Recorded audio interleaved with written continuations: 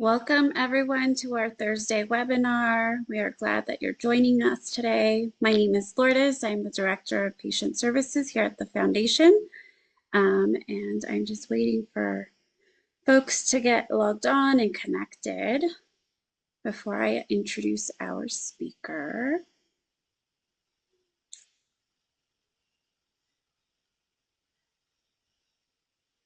I'm happy to have Jenna O'Rourke here with us today. She is a board-certified nurse practitioner specializing in gastrointestinal medical oncology at Beth Israel Deaconess Medical Center in Boston. She first started her oncology career as a bedside nurse taking care of surgical oncology patients and has now been caring for patients as a nurse practitioner for nearly 4 years. Her love for medical oncology and the care of patients with cholangiocarcinoma is growing every day. She thoroughly enjoys getting to know patients and their families while helping them navigate some of the most challenging moments in their lives. So we're happy to have her here today to speak on this topic. If you have questions, please put them into the Q&A and chat, and we will get to them at the end of our webinar once Jenna is done presenting. And if you can please remember to make your questions general in nature, that would be great. Welcome, Jenna. Thank you so much, Lourdes, for the introduction. I hope everybody can hear me okay. So today I will be speaking on cholangiocarcinoma and what tools healthcare providers utilize to diagnose and monitor cholangiocarcinoma through different phases in a patient's kind of journey.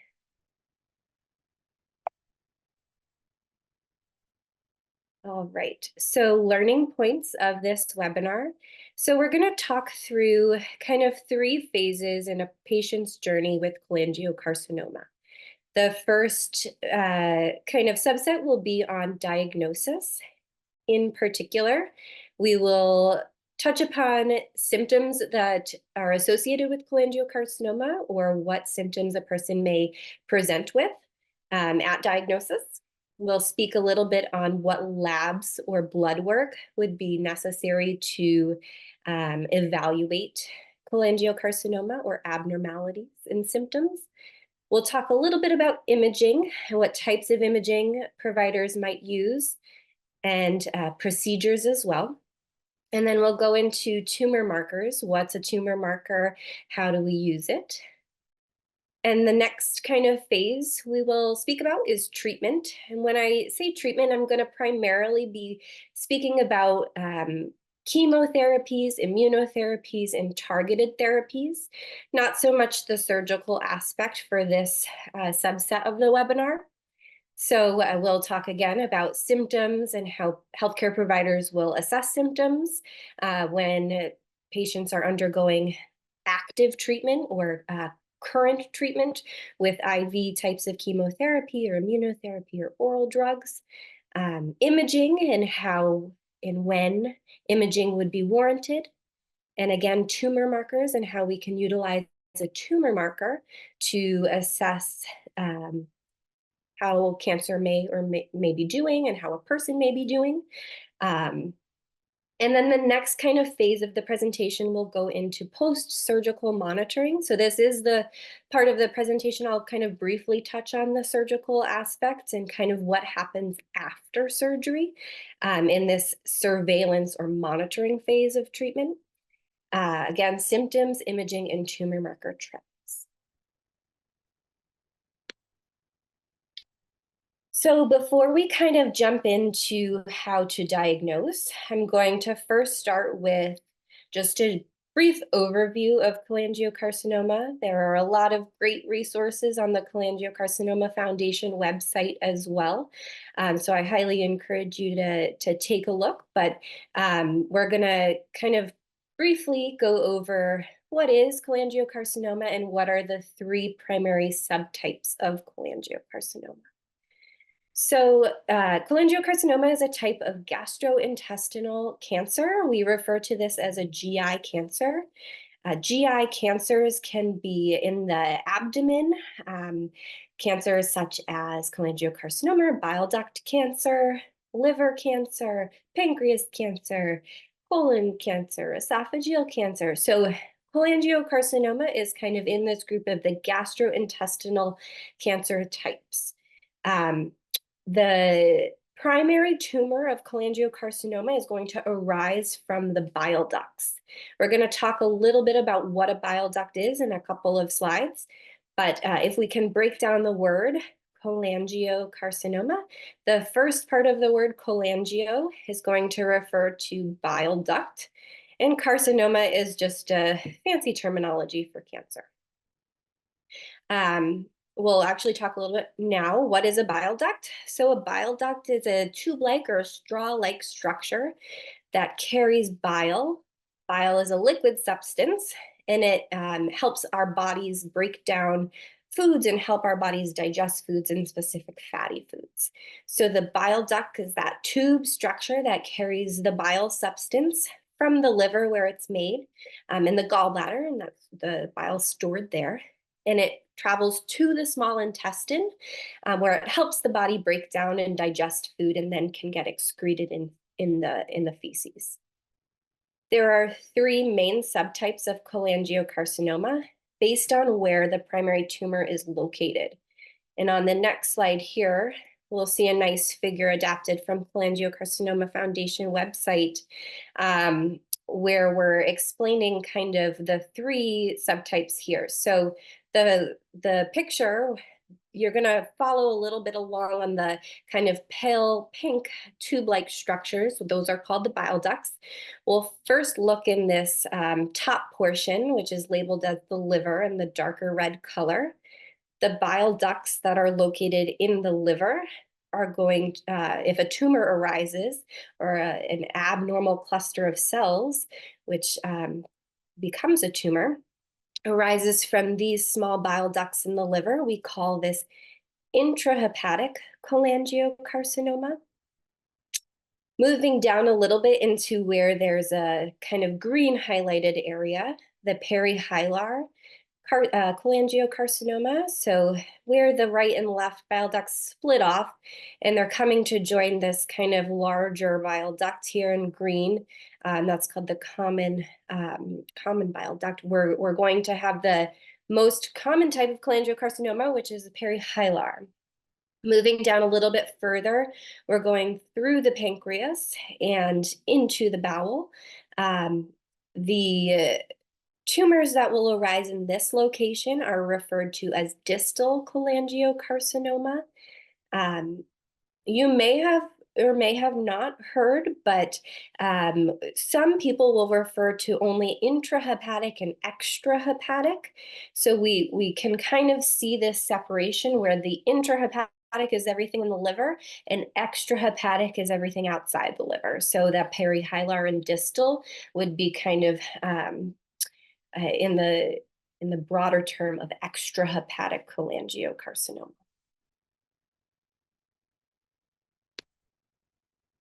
We will now move into diagnosis of cholangiocarcinoma. I'm going to refer, you may hear me refer to we as a healthcare provider, but I will try to reference this terminology just for ease of communication as well. But healthcare providers are going to use a bunch of different tools to diagnose cholangiocarcinoma. And I'm sure that in some of your journeys, this process or this diagnostic journey, it hasn't been straightforward or easy.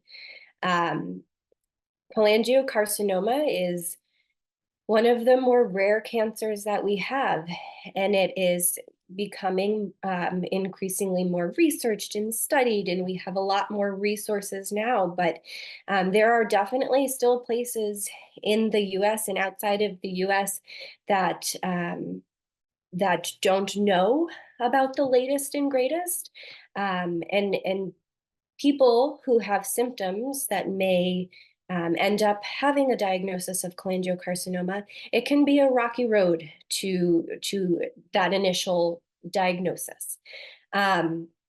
So kind of in broad terms, what are the things that we're going to look for? What is a healthcare provider going to look for? We're going to talk to the person, right? We're going to talk to the patient. We're going to ask about symptoms. Generally, cholangiocarcinoma is a diagnosis that occurs because a person has a symptom.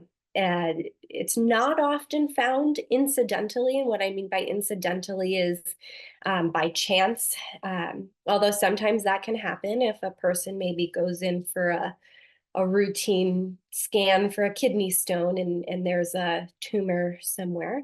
That can happen too, but oftentimes there's a symptom that presents. So getting a good health history and symptom assessment, asking the questions about what's going on with your health, and I will go through that a little bit more.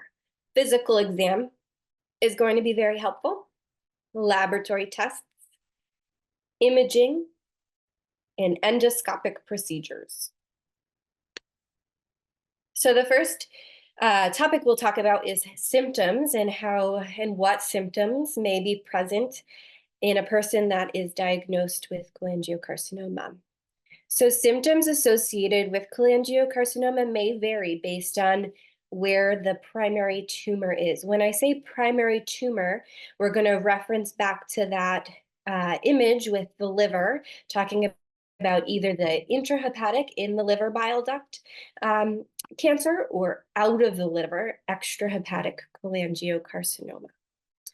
So extrahepatic cholangiocarcinoma is going to be one of the primary subtypes that causes symptoms related to the diagnosis. Many of those symptoms may be related to biliary obstruction. If we refer back to that image of the liver, those little tiny bile ducts that are carrying bile from the liver and the gallbladder to the small intestine, if there's something there, such as a tumor blocking a bile duct, then bile cannot flow through the straw or the tube as it normally should. If bile cannot travel, then it builds up and it can cause symptoms. Now, I'm sure some of you may be able to tell me what the symptoms are. So we'll go through those on the next slide here. The primary symptoms of bile duct obstruction or biliary obstruction would be from this figure, also adapted from cholangiocarcinoma website. So we see sometimes patients presenting with jaundice. Jaundice is yellowing of the skin. Jaundice generally will start from the head and move down the body. So one of the early signs of jaundice would be jaundice in the eyes or yellowing of the eyes. People, family members may go to their healthcare provider and say, this is what's happening. I'm having yellowing of the eyes. Those symptoms are from bile building up because of obstruction. Along with that, patients can also see that the urine is very dark, could be Coca-Cola colored, and pale stools. There's not that bile in the stool. The stools are going to be pale or white clay colored, similar to a beige wall. Pain may or may not be present. Primarily when there's obstruction of a bile duct, there is some pain. It can be located in the right side of the upper belly or upper abdomen. Fever may be present if there's infection. Itching is a common symptom which is related to biliary obstruction, and this is because the bile cannot flow through those tube-like structures, the bile ducts. It's backing up in the liver. It's backing up into the bloodstream, and it can those bile salts can cause a lot of symptoms like itching.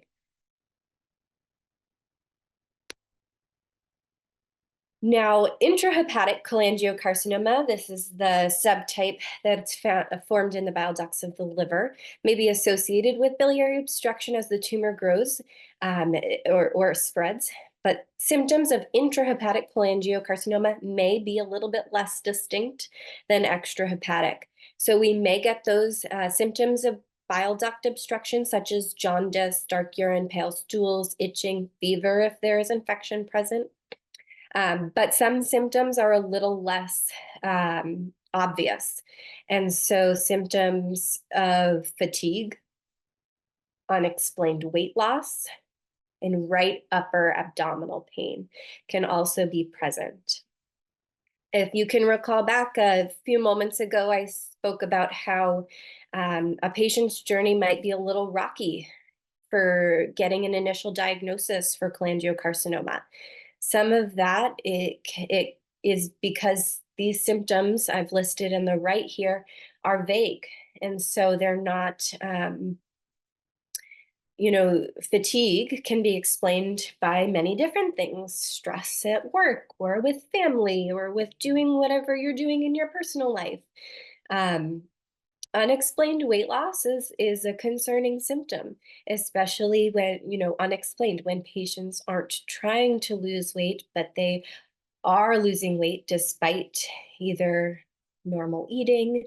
Um, that can be a concerning sign. Pain can be for a variety of reasons. Pain can be, something as benign as food poisoning, but then as serious as cholangiocarcinoma. One I didn't add here, appetite changes for sure are associated. This is absolutely not a comprehensive list, but appetite changes, which can be attributed to weight loss, um, feeling full very quickly, feeling like a person can't finish a meal like they once had, those can all be signs. So when we move to physical exam, this is kind of once a person has recognized that symptoms are going on, they present to their provider. Generally, a primary care provider is where a person will first become evaluated. The provider may start with a physical exam after they, evaluate some symptoms. I've included a image of the abdomen here on the right side of the screen here. And so you can see that the liver is on the right. And so pain associated with cholangiocarcinoma tends to be in the right upper quadrant or the right upper area in the abdomen, although it definitely can be in other places. Diffuse or total upper abdominal pain. We can also see referred pain in other places, some pain in the back sometimes.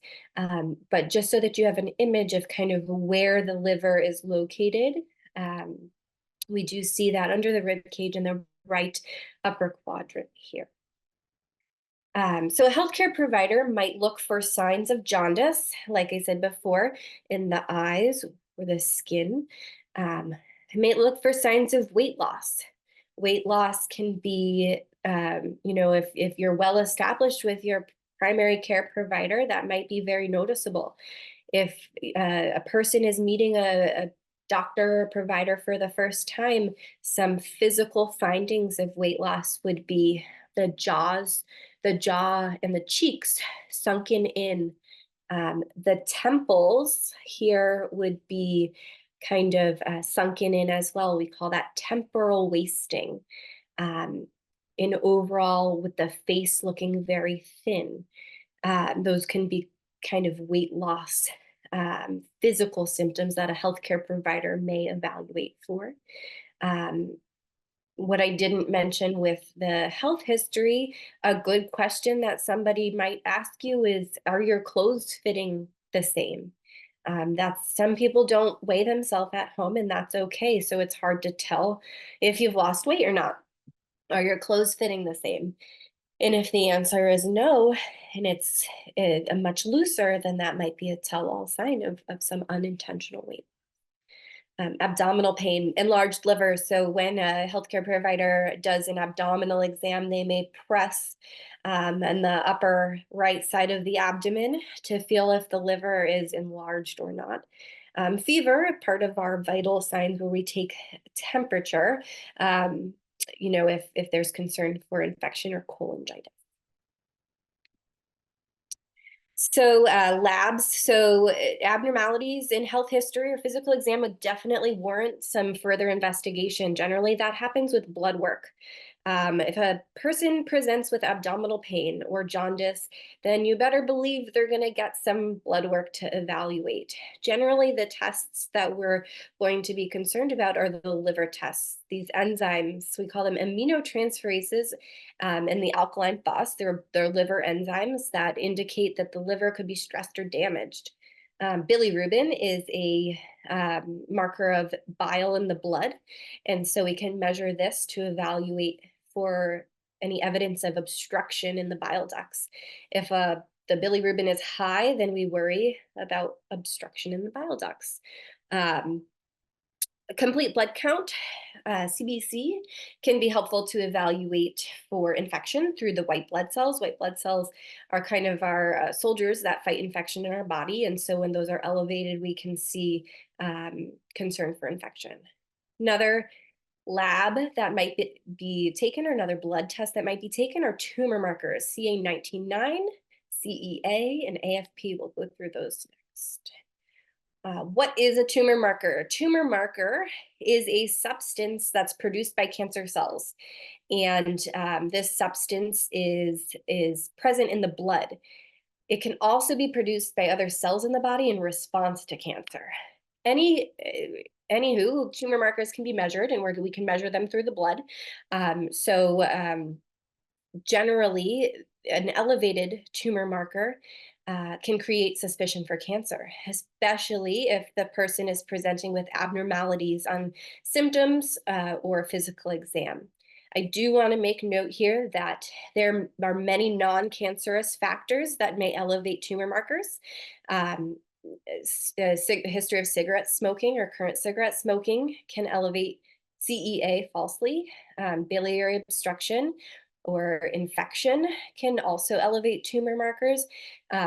Essentially, a tumor marker is just this substance. It's not this perfect test. So it's a kind of a response to cancer, somewhat of an inflammatory marker as well.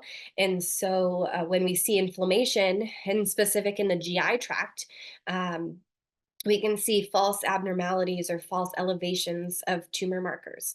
There are tumor markers that are specific for the GI tract. There are tumor markers that are specific for breast cancer, many different ones.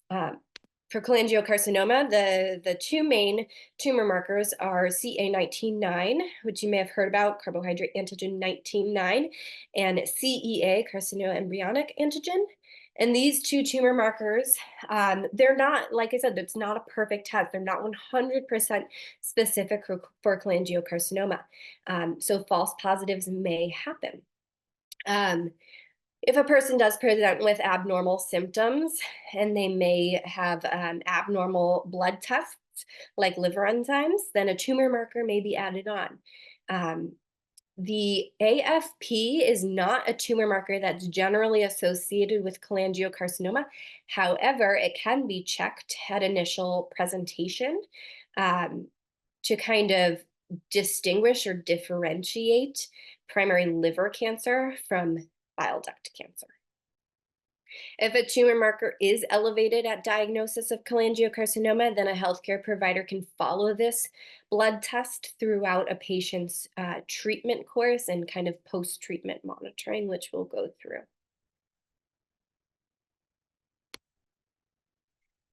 In talking a little bit about imaging,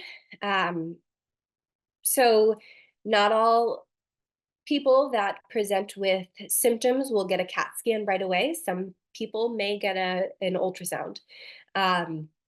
If the presenting symptom is pain, then a fast and easy test to kind of evaluate for pain in the upper belly or upper abdomen is an ultrasound. It doesn't always give us the exact big picture.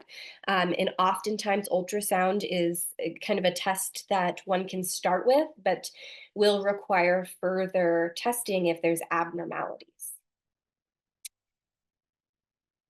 If there's suspicion for a tumor or a mass, I'll use these words kind of interchangeably. Um, if there's suspicion for a mass or a tumor on an ultrasound, then imaging is definitely required to follow up on that to kind of get a bigger picture here. The imaging choices would be a CAT scan or an MRI in general. So sure, um, some of you may be familiar. CAT scans are imaging techniques using an X-ray and computer system to kind of make these detailed 3D views of the inside of the body. They help us kind of differentiate normal tissues and abnormal tissues in the body, and can detect tumors. Sometimes, in specific for cholangiocarcinoma, CAT scans may see something abnormal, but may not be able to characterize what that abnormality is. And so an MRI would be recommended. MRI is a different imaging technique using a magnet essentially and radio waves and the computer to generate different types of images. Oftentimes with both of these scans, contrast is necessary through the IV to be able to highlight the organs better. But MRI is generally a better test to be able to differentiate abnormal tissue versus normal tissue. And so if the CAT scan, which is a quicker test, 15, 20 minutes compared to MRI, which is like a 45-minute test, CAT scan might see something abnormal, but the radiologist might say there is abnormality. However, we cannot characterize this completely. You need a more detailed exam and more detailed study. And so that's when a healthcare provider might order an MRI, because an MRI is a little bit better looking at the tissues and kind of determining what organ is normal and what organ might have abnormalities. Procedures can be indicated to diagnose cholangiocarcinoma, to help manage symptoms of cholangiocarcinoma. So we can use a procedure called an ERCP. And essentially what an ERCP is a thin flexible tube with a camera that is inserted down the throat, and it's fed through the gastrointestinal tract to the small intestine. This is done under some sedation and with an advanced endoscopist, GI doctor to do this procedure. This picture here on the right is essentially contrast dye that's going down through the bile duct. So if you see the arrow, the yellow arrow, where there's a bile flowing in this kind of dark gray area, and then all of a sudden there's seemingly a blockage in the tube, and we see that the dark gray area becomes very thin, and so that is the location in which the tumor, if I move my mouse, I don't know that you can see this, but the tumor is this white area that's compressing on the bile duct, so bile cannot flow as it's supposed to. The kind of more jagged dark gray area to the left is the bowel, and so we would look for normal flow of bile through that tube into the bowel so it can get excreted, help digest food. But in this case, there's a tumor, which is the white area compressing the bile duct, and so that's not happening. So ERCP procedure is helpful to diagnose by looking at kind of the flow of contrast through the bile ducts. But if a tumor is visualized, then a sample can be taken, a small biopsy or a brush of the tumor cells can be taken and sent to the lab for analysis so that the pathologist can look under the microscope. And essentially, what the pathologist is looking, they're looking at hundreds of tiny cells. Some of them may be normal, but some of them may be abnormal. And in those abnormal cells, are they cancer cells?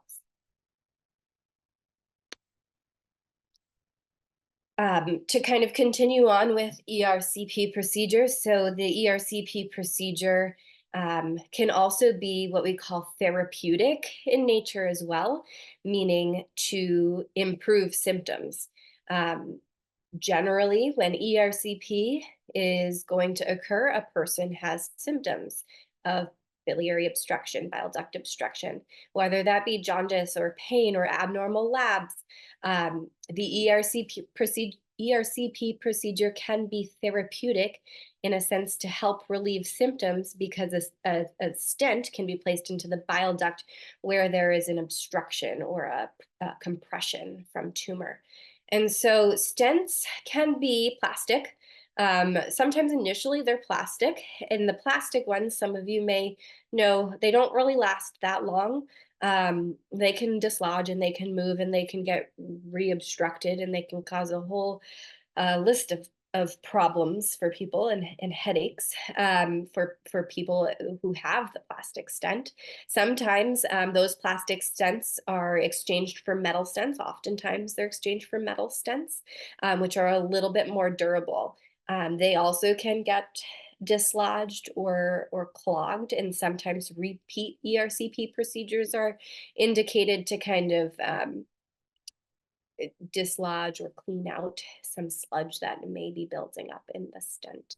In this photo here, we see that the black camera is the endoscope.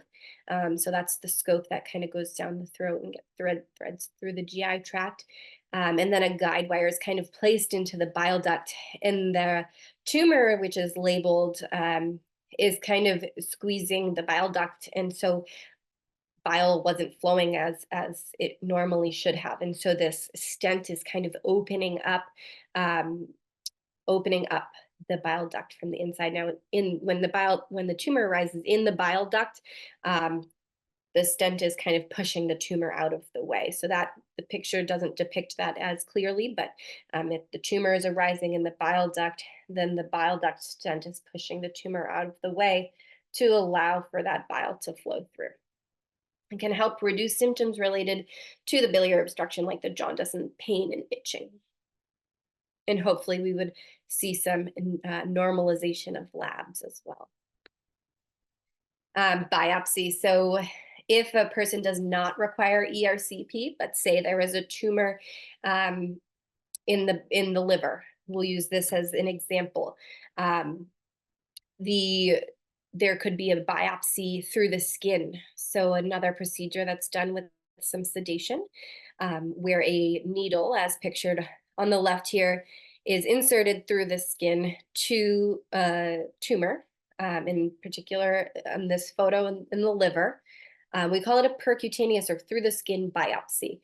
And we can take a sample of the tumor and we can again send it to the lab so that the pathologist can review to determine if there's abnormalities or cancer cells present.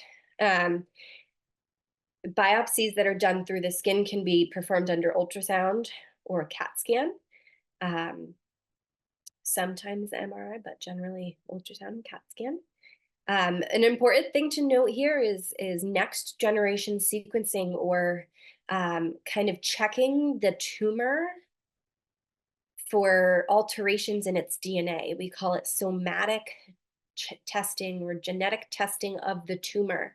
And this is necessary and indicated to evaluate for mutations that the tumor might possess that could help us or help a healthcare provider guide treatment.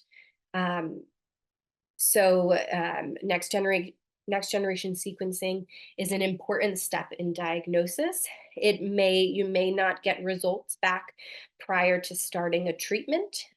However, getting those results at some point in the early treatment course is important. So this next section of the webinar will kind of go through how healthcare providers monitor patients undergoing treatment for cholangiocarcinoma. We're going to talk about those subsets of symptoms, imaging, labs as well. For the purposes of this section of the webinar, I'm going to refer to treatment as IV types of chemotherapy, immunotherapy, and oral targeted drugs. Treatment for this purpose of the webinar, we're not talking about surgery. So treatment monitoring, a person that's undergoing treatment with chemotherapy, immunotherapy, or targeted therapy is going to need to be closely monitored. Monitoring is going to include a bunch of visits. As some of you may know, a bunch of visits to the cancer center for evaluation. That evaluation entails regularly scheduled visits with the oncologist or the oncology provider, the team, for physical exam, for symptom assessment. A person may be looped into other helpful kind of team members, such as nutrition or social work or palliative care, and they can be very helpful in helping to monitor how treatment is going. When a healthcare provider is talking to a person about how they're doing with treatment, we're going to want to assess many different things. The physical symptoms can be burdensome to talk about, especially when you're seeing a provider very frequently, every couple weeks, but also recognizing the emotional aspect of cancer therapy and cancer care. And so making sure we're checking in with people on the physical beings, physical symptoms, but also emotional, spiritual aspects of cancer care as well. Routine blood work is also necessary prior to treatment. With IV types of chemotherapies and immunotherapies, routine blood work generally happens before each dose. If a person is on an oral drug, then the blood work may happen at various intervals, every 2 weeks for a certain amount of time, and then maybe can push it out depending on stability of labs. And when I say stability of labs, nothing's changing too much with how the blood work looks when a person's on an oral drug for a long period of time. Helpful assessment tool for a healthcare provider to evaluate how treatment is going against the cancer in specific is imaging. So I always like to tell my patients, if I had, X-ray fingers, it'd be awesome to be able to kind of know what's going on inside. But oftentimes we need to give these medications for a couple months before we can assess imaging to evaluate if the current treatment is working against the cancer. So in terms of symptom monitoring, patients can experience symptoms that are from cancer, that are from treatment, or from both. And it is the job of the healthcare provider, with assistance of the patient, to be able to kind of tease out these symptoms to determine what's what and what's from what. The side effects here, there's a lot listed in this little diagram here, but I think the main point is to recognize what symptoms were present at diagnosis. Was that right upper belly pain really, really bad, and then it got a lot better? Well, that's a really reassuring sign that we're doing what we're intending to do with cancer treatment. There are symptoms of numbness and tingling and neuropathy. Well, those aren't so much related to cancer. Those are more so related to the treatments. But when we're evaluating how a treatment is working, we are concerned about what symptoms were present and are at the beginning, and are they getting better or worse. Treatment monitoring, a good, I'm not going to go through this too much, but a good tool that a healthcare provider utilizes is called an ECOG performance status scale. Generally, patients receiving chemotherapy would have an ECOG of 0 or 1. They may be sometimes 2, may be restricted in physical activity, but generally they're up more than 50% of the waking hours. This is a good criteria of being able to continue with treatment. Another scale here, the Karnofsky Performance Status Scale. So just kind of a different way to evaluate. All right, so treatment monitoring for imaging. This is a patient who had liver metastasis. On the left-hand side, you can see that her liver metastasis in the arrow was kind of a darker gray spot in November, and then undergoing treatment, had subsequent imaging. This is a CAT scan, and you can see that there has been great response where that liver lesion that we saw is much more faint. This is a good way in which we're reading reports from radiologists, but also looking at images to see the difference. This person had, this is actually the same person's tumor marker trend. You can see that in November, we had a tumor marker CA19-9 in the 5,000s, and with subsequent treatment, we see a decrease in the tumor marker into the double digits. And so that imaging in April correlated with a CA19-9 and, the between 60 to 90. The main point I want to make here is that the numbers from week to week do not matter as much as the trend of the tumor marker. So when you start a treatment, you want to make sure that the tumor marker is trending down compared to the beginning of treatment and where you're at currently. In this person's case, the tumor marker started in the 5,000s, and even though more recently it was 319 and 169 today, the overall trend is still down, and that is reassuring. So people do often get nervous week to week to see these bumps in tumor markers. However, as a healthcare provider, I'm more concerned about the overall trend being down. Again, similar here.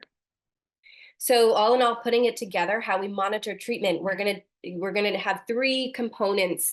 We're going to have first and foremost the person, the patient, kind of at the forefront here. We're going to evaluate symptoms. We're going to evaluate how the person is doing in their daily life, that performance status or ECOG of what I showed the chart before. We're going to look at imaging. Imaging is going to tell us are things the same? Are they shrinking? Are they growing? And we're going to look at the trend of the tumor marker.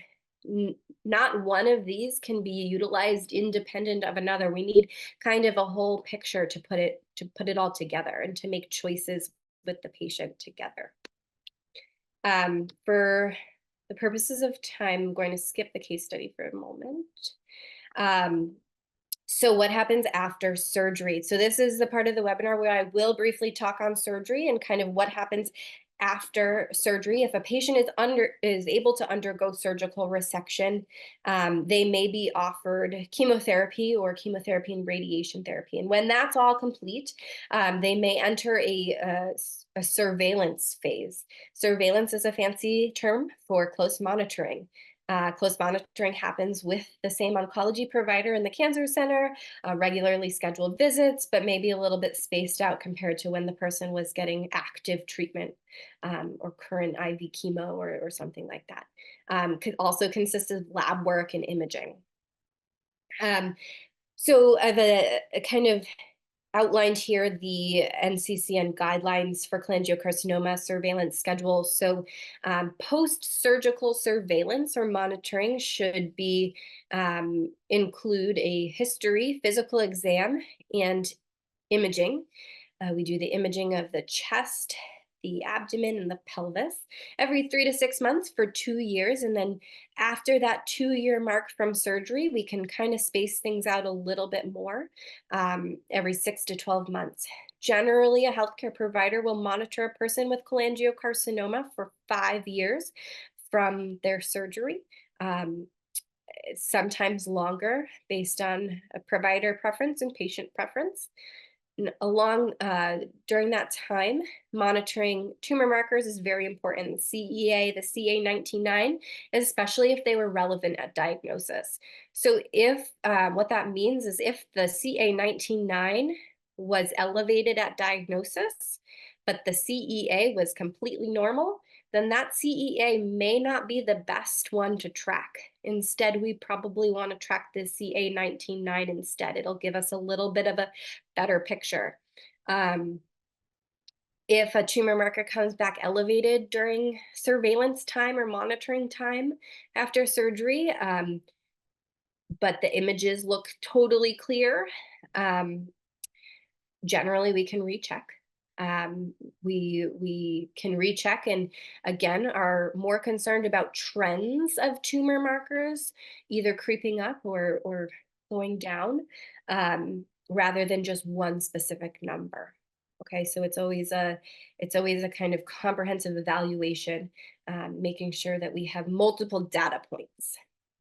The main thing that as a healthcare provider myself want to highlight here is that it's always important to call the office or call your provider if you're concerned about something in between these surveillance visits.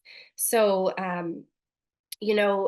symptoms might pop up and they might be related to eating a bad piece of food, such as, new diarrhea or vomiting or pain or something like that. If pain persists, I want to know about it. If it's pain that was present at the diagnosis of the cancer, we especially want to know about it. Red flag symptoms like unintentional weight loss, pale stools, dark urine, persistent pain, we want to know about those. Even if it's not a scheduled visit, a person should always be able to just call because it's better to have an evaluation and have it be nothing. All right, so I'm going to pause there and we can. Thanks, Jenna. We have a few questions that have come through. If anyone else has questions, please put them into the Q&A or the chat.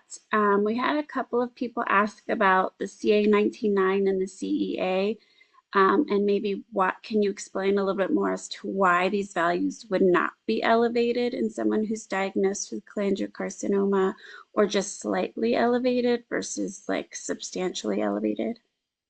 Yeah, that's a good question. So some tumors do not produce tumor markers. So CA19-9 is a protein, CEA is a protein, and essentially some tumors produce this protein that gets kind of thrown off by the tumor and it lands in the bloodstream to be drawn and checked. And so some tumors do not produce the protein. The kind of question of if it's only a little bit elevated, it's variable. Everybody's different. Everybody's cancer is different, and so there's some information about kind of the more elevated tumor markers in the beginning, in terms of kind of prognostic values. However, I think the kind of main thing is that everybody's different and everybody's tumor is a little bit different. And so the ability to track a tumor marker is going to be helpful in kind of the three categories of putting it together with patient symptoms, tumor marker trends, and imaging, and kind of making decisions about treatment with your provider.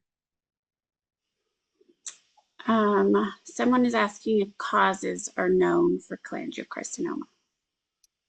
So there's some risk factors for cholangiocarcinoma. Genetics is not one of the main risk factors. primary sclerosing cholangitis can be a risk factor. We can have risk factors sometimes with alcohol use or smoking history. Oops, I'm so sorry. As well, I just want to get back to my slideshow. Risk factors for cholangiocarcinoma. Unfortunately, cholangiocarcinoma is often spontaneous. Happens by chance. And so, when a person comes in and says, "Did I do something wrong?" No, you didn't do something wrong. Unfortunately, cholangiocarcinoma can be spontaneous, and that's kind of the primary situation that we see. Can you explain the differences between IHC staining resulted on a path report and NGS biomarker testing on a tissue sample? Yeah, so that's a good question. So IHC staining, so immunohistochemistry, essentially is when a patient has a biopsy and the biopsy goes to the pathologist. The pathologist can stain for special tests. One of them is HER2, which we essentially can stain a tumor to see if it expresses a protein, or HER2 in this example. This is different from next generation sequencing or somatic testing. Essentially, when we send a tumor to an outside lab for somatic testing, we're asking the team to check the tumor's RNA and DNA to see the genetic makeup of the tumor. So kind of broad differences would be one can be done in the hospital generally. IHC staining can be done by the pathologist. Generally, we can have results very quickly. We can only stain for certain tests. Whereas the somatic testing or next generation sequencing, we're going to be checking the DNA of a tumor. Some places they can do it in the hospital. Oftentimes it's a send out test where you're sending it to a specific company and checking for mutations that are present in the tumor. And that's different from genetic testing via blood. As well. So testing the tumor's DNA and RNA is different from testing a person's DNA. Perfect, thank you. Can you share a little bit more about maybe what the relationship of non-alcoholic fatty liver disease is to intrahepatic cholangiocarcinoma? I'm not sure that I will be the best person to give you that answer. Oh, that's fine. Do you happen to know approximately how often stents get replaced? So stents can be challenging. It depends on kind of the plastic versus the metal. So plastic stents are good for weeks to a couple months. Oftentimes they will get dislodged or have sludge buildup kind of sooner than a couple months, at least in my experience with caring for patients with cholangiocarcinoma. Metal stents can be a little bit more durable. So a patient may not need to undergo stent exchange, on a regular basis if the stent is not becoming occluded. Oftentimes we'll evaluate, every 6 months or so if there's a problem that arises sooner. Can you share when a PET scan may be warranted? Yeah. And if it's something that's commonly used for monitoring cholangiocarcinoma? Yeah, that's a really good question. I did not put PET scan in the presentation because it's not one of those kind of initial kind of tests or imaging tests that we need to utilize. However, it can be helpful. So PET scan is a scan that is kind of specific for cancer, in which the contrast that's used is sugar or a sugar type substance. And it kind of allows the pictures to be highlighted so that cancer glows on the images. And so PET scans can be helpful when we're not sure if cancer is present.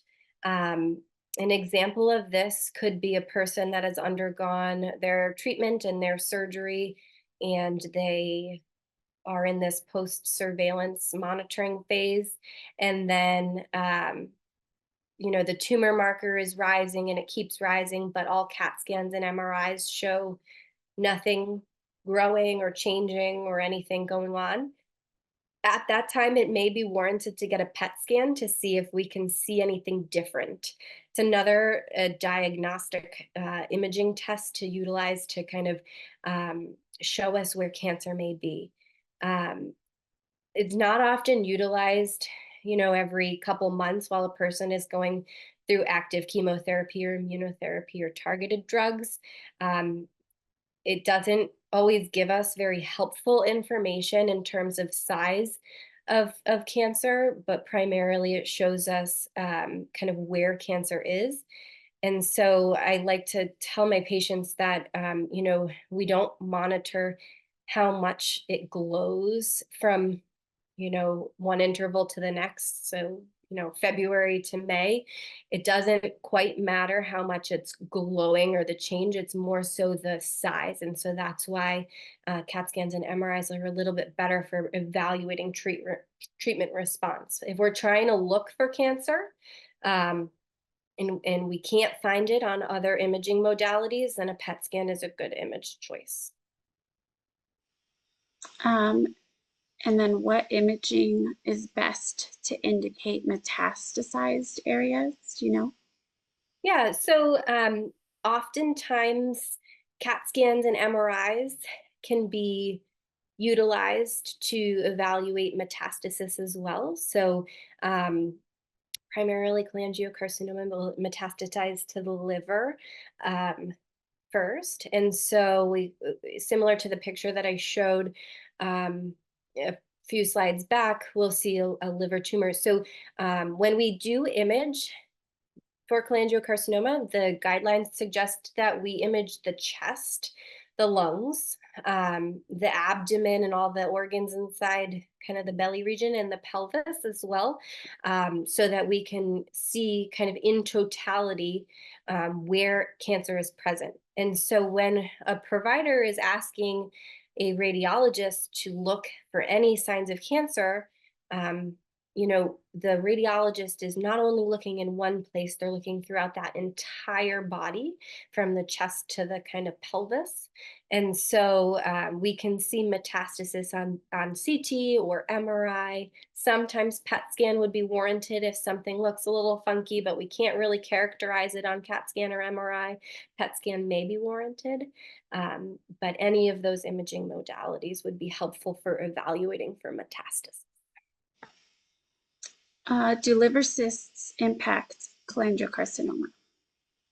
Livers, like for forming into cholangiocarcinoma, or if they're present and we're monitoring? Maybe if they're present, they didn't Yeah. specify. So I'll kind of go back to the picture here. This patient actually has a liver cyst. So I have the arrow pointing to the tumor, but this kind of well-defined circle-like structure kind of in the middle of the liver on the edge, that's actually a cyst. And so cysts do not change drastically over time, and that's reassuring. Cancer grows, and so when cancer is growing, then or we're seeing imaging findings that are changing, we can get a little worried. Cysts generally don't change too much over time. They can grow a little bit here and there, but liver cysts generally will stay the same size. And so what we do on imaging, if a person has a cyst in the liver, is we monitor it. We're getting the images anyways. if it ends up growing or changing in any way, then it could warrant some further evaluation, like a biopsy. Um, but oftentimes we will assess for stability. Are most patients in the monitoring phase getting CTs or MRIs? Should individuals be pushing for abdominal MRIs instead of CT scans? No, not necessarily. That's a good question. So, whatever imaging modality was used to track the cancer in the beginning is going to be helpful in tracking it in post surveillance. So, comparing a CAT scan and MRI is okay to do, but it's like comparing apples to oranges. So, there's going to be size differences, there's going to be differences in kind of where, how things look on the picture. And so, the best for monitoring a person that's in this post-surgical surveillance phase is to continue with the same imaging modality. Don't switch it up unless there's a need to switch it up. Um, so when we compare CAT scans while a person was on active treatment, we're going to continue CAT scans or CT scans throughout the surveillance phase. The caveat there is if the CAT scan shows something that looks a tad abnormal, then the radiologist may suggest getting an MRI to further characterize, because it can kind of just pick up things a little differently. Not better or worse, just a little differently. And so that would be kind of the caveat there. But comparing apples to apples is easier than comparing to apples to oranges every 3 months. What does monitoring look like after 5 years? Yeah, good question. Monitoring after 5 years would be a celebration. So monitoring after 5 years looks like shared decision making, at least in my practice with the providers that I work with. Oftentimes we can graduate people from the oncology clinic where, you don't have to come into the cancer center, you don't have to see us. You can get your kind of routine health maintenance with your primary care doctor. You see them regularly on an annual basis, generally, once a year for regular kind of blood work and blood pressure and cholesterol and all of that fun stuff. But the guidelines do not suggest that we need any CAT scans, MRIs, PET scans, images after 5 years. And tumor markers don't need to be tracked either. That makes some people a little bit nervous, which is understandable for sure. However, based on our guidelines, 5 years, or as clinically indicated, is going to be always the kind of the asterisk there. So if a person presents with symptoms and they've seen their PCP, and they're 8 years from surgery, but there's some concern, then the PCP may say, hey, go back and see the oncologist. And the oncologist may say, oh, okay, this is a little bit strange. Maybe we should get a CAT scan or an MRI or check some blood. But generally, once you meet that 5-year mark, it can be annual regular health maintenance with your primary doctor or annual visits with the oncologist if you feel more comfortable with that. And kind of along the same line, someone's asking about the surveillance testing for patients considered NED post-resection and how the NCCN guidelines continue to extend imaging from 3 months to 6 months to yearly.